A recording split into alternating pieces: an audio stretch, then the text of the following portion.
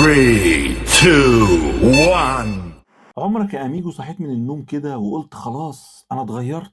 من النهاردة هنزل الجيم وأتعلم إنجليزي وألماني وآخد كورس برمجة وهاكل سلطة بس، وتبدأ تسمع صوت حمادة هلال في الخلفية وهو بيقولك من دلوقتي أنا هكسب وقتي ولازم أبدأ أفوق، فتتحمس وتشوف فيديوهات تحفيزية وتشتري نوت بوك جديدة كأنك داخل سنة أولى في هوجورتس وتخطط لأحلامك وطموحاتك وتقول لصاحبك أنا خلاص اتغيرت ومن النهاردة هتشوف بقى كالتاني خالص، وبعد يومين بالظبط تلاقي نفسك على الكنبة بتاكل بيتزا وبتشوف فيديوهات طريقة عمل المخلل في البيت وأنت أصلا ما بتطيقش المخلل. الشغف بيكون طار فص ملح وداب، والسؤال اللي بيطرح نفسه ومحدش بيجاوبه هو الشغف ده ملوش أهل يسألوا عليه؟ وليه بيسيبنا في نص الطريق ويختفي أسرع من باقة النت؟ عشان كده النهاردة هنعرف ليه بنبدأ أي حاجة وكأننا أبطال مارفل ونكملها كأننا موظفين مصلحة حكومية، وهنعرف هل العيب فينا ولا في مخنا ولا الشغف نفسه حاجة عمرها قصير بطبيعتها. لكن هنعرف كل ده كالعادة بعد ما تنزلوا يعملوا لايك وتشتركوا في القناة وتعملوا متابعة لو مش عاملين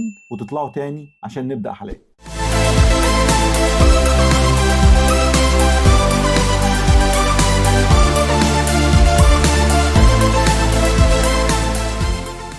السلام عليكم اعزائي الاميجوس، طيب الله اوقاتكم بكل خير اينما كنتم، اهلا وسهلا بكم في حلقه جديده من سلسلتكم لمعلوماتك.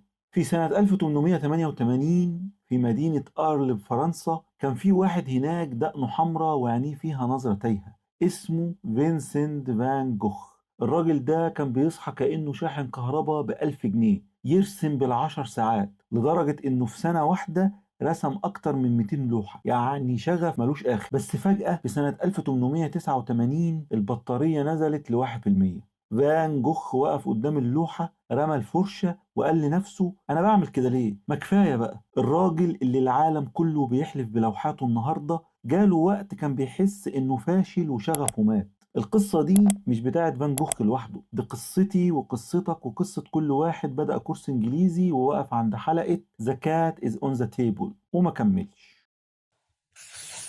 مشكلتنا الحقيقية يا أميجو إننا فاكرين إن الشغف زرار لو دوسنا عليه هيفضل منور على طول، لكن الحقيقة لأ، الشغف بطارية بتتشحن وتفضى. عشان كده أغلب الناس بيعانوا من 3 أنواع من فقدان الشغف: شغف مشروع بدأ وما كملش، شغف هواية راحت، وشغف دراسة أو شغل مات وساب وصية. ودايما شايفين إن الشغف ده كلام تنمية بشرية سايح بيقولوه لنا الناس بتوع الطاقة وتحقيق الذات، لكن الموضوع أكبر من كده بكتير، لدرجة خلت علماء النفس يهتموا بيه ويعملوا أبحاث ومناقشات كتيرة عليه. ففي سنة 2003 قدم روبرت فاليران عالم النفس الأمريكي نموذج لنظرية اسمها نظرية الشغف المزدوج Dualistic Model of Passion، وبيقول فيها إن في نوعين من الشغف. أول نوع وهو الشغف الانسجامي، وده يا أميجو أحلى شغف، النوع اللي يخليك تستمتع باللي بتعمله من غير ما تضغط على نفسك ولا تتعب أعصابك ولا يحسسك إنك عبد للمشروع. ده الشغف اللي يخليك تصحى وتعمل الحاجة عشان بتحبها مش عشان مجبر أو بتعاند نفسك. زي واحدة بتحب القراية فجالها مزاج تقرا وتتبسط، هتعمل كده وهي حباه، ولو حصل حاجة منعتها من القراية عادي هتزعل شوية بس حياتها مش هتقف، عشان القراية جزء من حياتها مش حياتها كلها. الشغف هنا انسجامي لأنه منسجم مع باقي جوانب حياتها، وده النوع اللي العلماء لقوه مرتبط بصحة نفسية أفضل وإنجاز أحسن وتركيز أعلى ومعدل أقل في الإحباط. أما تاني نوع فهو الشغف القهري، وده بقى الشغف المزعج اللي يخليك تحب الحاجة بس الحاجة تتحكم فيك. هو اللي يخليك تذاكر عشان تثبت للناس إنك ناجح، أو تشتغل عشان محدش يقول عليك فاشل، أو تعمل مشروع وتموت نفسك جواه لحد ما تفقد المتعة كلها. العلماء لقوا إن النوع ده مرتبط بتوتر أعلى وإحباط أسرع، يعني اللي بيبدأوا شغفهم بنوع قهري هم أول ناس بيزهقوا ويرجعوا للصفر. سامعك دلوقتي يا أميجو وأنت بتقول طب ما أنا ببدأ في حاجات بحبها وبشكل انسجامي بس ما بعرفش أكملها برضه، وده اللي هيخليني أروح معاك على النقطة التانية والأهم، وهي الأسباب اللي بتخلينا نفقد الشغف بسرعة وإن للأسف إحنا السبب فيها. وأولهم الدوبامين رش، فخ الدوبامين. المخ بتاعنا ده مدمن إثارة، أول ما تبدأ حاجة جديدة المخ بيفرز كمية دوبامين تخليك تحس إنك سوبرمان، وأول ما الموضوع يتحول لمجهود واستمرارية المخ بيقولك لا يا باشا أنا عايز حاجة سهلة، ما تفتح التيك توك كده وتشوف لنا الكلام على ايه. تاني حاجة بقى وهي السوشيال ميديا وعقدة النقص اللي بتيجي لما بتفتح تلاقي واحد عنده 12 سنة وعامل ستارت اب ب5 مليون دولار وجسمه على شكل فورمة الساحل، فتقوم انت تبص لشغفك البسيط وجسمك اللي مش عاجبك وتقول يا عم وانا هعمل ايه جنب ده، فتقرر تقفل اللابتوب وتنام. تالت حاجة وهي متلازمة الكمال او العدم، يا اما ابقى احسن واحد في الدنيا من اول اسبوع يا اما بلاش خالص، وده اللي بيخلينا نزهق بسرعة. طبعا يا اميجو زمانك فقدت الشغف في انك تكمل الفيديو، بس احب اقولك انك لازم تكمله لاننا هنتكلم دلوقتي على الحلول ونتعالج كلنا. اول حاجة محتاجينها يا اميجو عشان نعالج فقدان الشغف اننا نمشي بقاعدة ال5 دقايق اللي بتقول لو مكسل تعمل الحاجة قول لنفسك هعملها لمدة 5 دقايق بس. المخ بيستسهل موضوع ال5 دقايق ده، بس بمجرد ما تبدأ الموتور بيسخن وبتكمل. دي اسمها قوة البداية. تخيلي نفسك كده يا ست الكل وانت عايزه تقومي تغسلي المواعين اللي عباره عن جبل واصل للسقف. لو فكرتي في الجبل ده هتروحي تنامي فورا ومش هتعملي منه حاجه، لكن لو قلتي انا هغسل معلقتين وشوكه بس هتلاقي نفسك وقفتي على الحوض، ايدك اتبلت والصابون رغى، وفجاه بقيتي بتقولي في سرك طب ما دام وقفت بقى اما اخد الحله دي بالمره، طب وهما الطبقين دول اللي هيزعلوني، وفجاه تلاقي الحوض بيلمع وانت بتغني ست الحبايب في سرك. هو ده بقى سحر ال5 دقايق.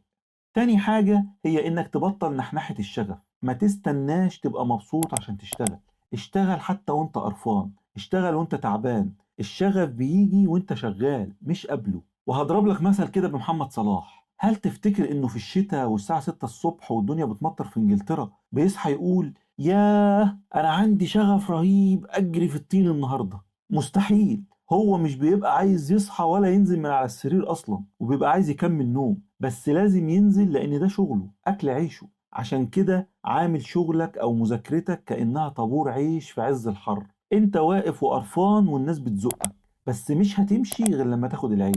ليه؟ لان في هدف اكبر من حالتك المزاجيه دلوقتي، وهو انك لو ما جبتش عيش مش هتلاقي تاكل. تالت حاجه بقى وهي الاهداف الميكروسكوبيه، ودي نظريه رادار اللوزه الدماغيه. بص يا اميجو، في جوه مخنا حته صغيره كده اسمها الاميجدالا او اللوزه، دي وظيفتها انها تطلع جرس انذار اول ما تحس بالخطر. لما حضرتك تقرر فجاه انك تبقى بطل العالم في نط الحبل وتخس 30 كيلو في شهرين، اللوزه دي بتعتبر الهدف ده جسم غريب وحمل تقيل هيهدد استقرار الجسم، فتعمل ايه؟ تضرب جرس الانذار وتفرز هرمونات التوتر وتخليك تحس بتقل رهيب يخليك ما تبطلش اكل اصلا. لكن لما تقول له انا هتمشى 5 دقايق بس للسوبر ماركت بدل ما اركب توك توك، ايه اللي بيحصل؟ الهدف بيبقى صغير لدرجة انه بيعدي من تحت رادار اللوزة من غير ما تحس. انت كده بتضحك على نظام الدفاع في مخك وبتقول له ما تقلقش يا باشا دي حاجة بسيطة مش هتحرق بنزين كتير، فيسيبك تعملها. والحل الرابع والاخير بقى هو المكافأة الرخيصة، حاجة كده شبه قانون كلب بافلو.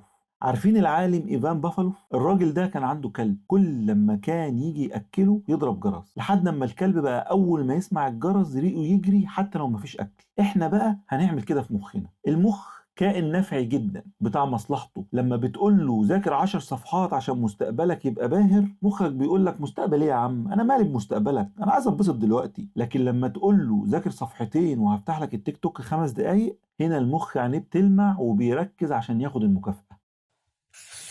الخلاصة يا أميجو، الشغف مش بنزين بيحرك العربية، الشغف هو التكييف بتاع العربية، لو موجود بيخلي الرحلة ألطف، بس لو مش موجود العربية لسه تقدر تمشي وتوصل لهدفها. المهم إنك تفضل دايس بنزين، والبنزين هنا هو الالتزام. العبقرية مش في إنك تبدأ، العبقرية في إنك تستمر حتى لو مش طايق نفسك. وسؤالي ليكم أعزائي الأميجوس، إيه أكتر حاجة بدأتوا فيها بنار يا حبيبي نار وفجأة بقت رماد؟ كورس لغة ولا جيم ولا طبخة معينة؟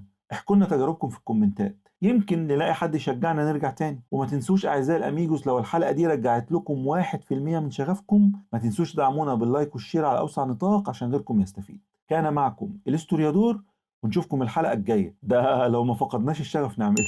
نستودعكم الله. وعلى سيرة الشغف وقاعدة ال5 دقايق، أنا مرة جالي شغف رهيب أنزل الجيم ورحت فعلا ولبست الطقم وسخنت، وبعد أول 5 دقايق على المشاية سألت المدرب بقول لك إيه يا كوتش، هو أنا كده خسيت؟ قال لي خسيت إيه يا كابتن؟ أنت لسه ما كملتش كتابة اسمك في الاستمارة بره، اتمرن اتمرن.